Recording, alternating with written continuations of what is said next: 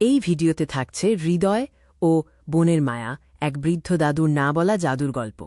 দাদু ভাইরা, আমার কাছে ঘেঁষে বসো দেখি। আজ তোমাদের এমন একটা গল্প শোনাব যা আমার ৬০-৬৫ বছরের জীবনে কাউকে বলিনি।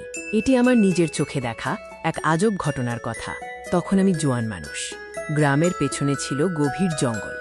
একদিন মাগরিবের নামাজের পর বিলের ধারে বসেছিলাম। হঠাৎ বনের ভেতর থেকে এক অদ্ভুত নীল আলো দেখতে পেলাম। বনের ভেতরে এক বিশাল বটগাছের নিচে একটা ছোট হরিণ পড়েছিল, যার একটা পা ভেঙে গেছে।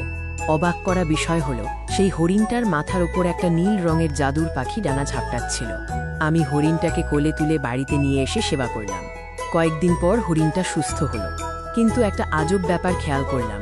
হরিণটা যখন ডাকত, তখন উঠানের শুকনো গাছেও টকটকে লাল ফুল ফুটত। একদিন স্বপ্নে এক নুরানি বৃদ্ধ লোক এসে বললেন, তুমি বনের পবিত্র সম্পদ রক্ষা করেছ, এবার ওকে ওর জায়গায় ফিরিয়ে দাও। পরদিন সকালে হরিণটিকে আবার সেই জাদুর বনে রেখে আসলাম। ওর প্রতি মায়া জন্মেছিল, কিন্তু বনের সম্পদ বনেই মানায়। হরিণটা তার জাদুর পাখির সাথে বনের গভীরে মিলিয়ে গেল। ফেরার সময় দেখি আমার হাতের সাধারণ বাঁশের লাঠিটা হঠাৎ করেই সুগন্ধি চন্দন কাঠে পরিণত হয়েছে, যা আজও আমার কাছে অমূল্য সম্পদ। গল্পের শিক্ষা হলো, প্রাণীদের প্রতি দয়া করো। প্রকৃতিকে আগলে রাখলে প্রকৃতি আমাদের শতগুণ ফিরিয়ে দেয়।